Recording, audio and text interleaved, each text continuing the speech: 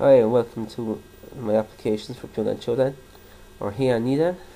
You'll also see some elements of Changhun Taekwondo in these applications.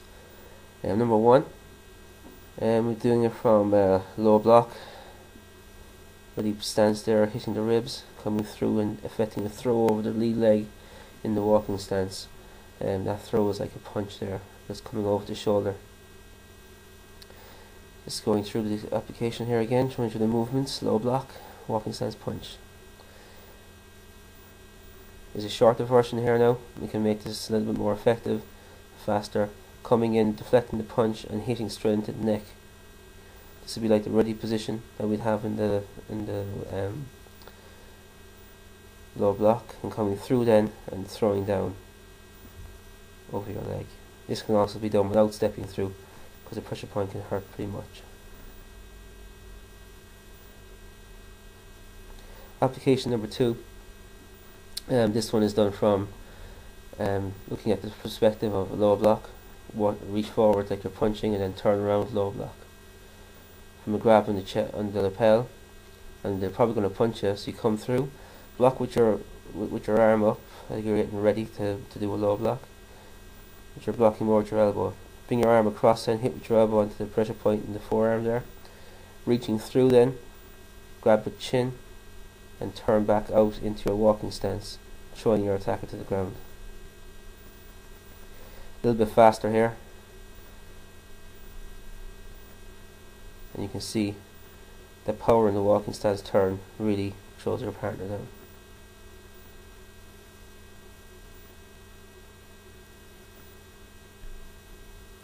Application number three. Here it's from a low block, and you're stepping back into a vertical stance, and you're punching back out. Now, different styles, different ways of doing this, so you kind of get the idea. Turning the wrist out and stepping back, which is stretch out the hand so you can grab the thumb. Turn the wrist into a lock position and back to your hip, and smack back out then. Here I'm hitting the neck, but you can hit anywhere. You can use your elbow too. We have another version of this that brings them a lot closer, and you can basically just throw them back over with an elbow.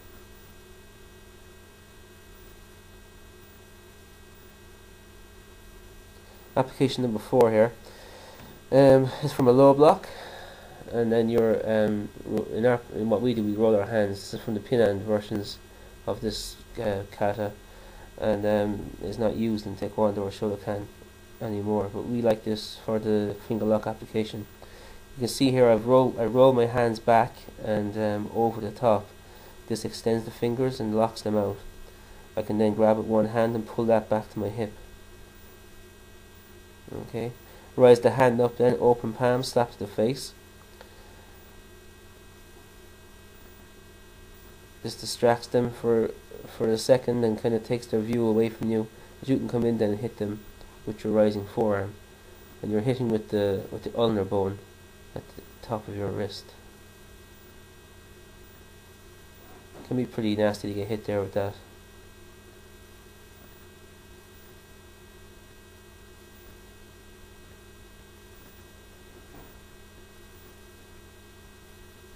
Application number five, and this one is in relation to the three rising blocks that follow on from the last movement, and we're going to take it from the last two. So we have rising block, spin around, low block. We're going to use those motions to effect a nice technique here. And from the second last rising block, we can just say the attackers grab their wrist to stop us attacking them. They're probably going to punch. We move in and block that punch with our arm, hitting with the elbow onto the bicep, which will effectively take the sting out of their punch as well. We're going to use that position then as well. We're going to reach the hand forward, and it'll break out of that grip pretty easy and help us grab them by the wrist. Reaching our hand then, our right hand through, we can get that around the back of their neck and clamp down into the side of their neck and across pressure points in the back side of that neck, and you can get a nice little headlock there that isn't compressing any arteries or wind pipes, and it's just coming back in, but it hurts a lot. then turning over, back in the walking stance, you can throw your partner to the ground. Let's do that again. And you can see again the power of you turning in your walking stance is going to help you throw that attacker down. And you can keep onto the arm and do whatever you wish from there.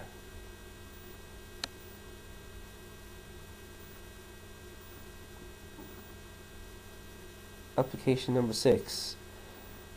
This is the final set of movements in the pattern.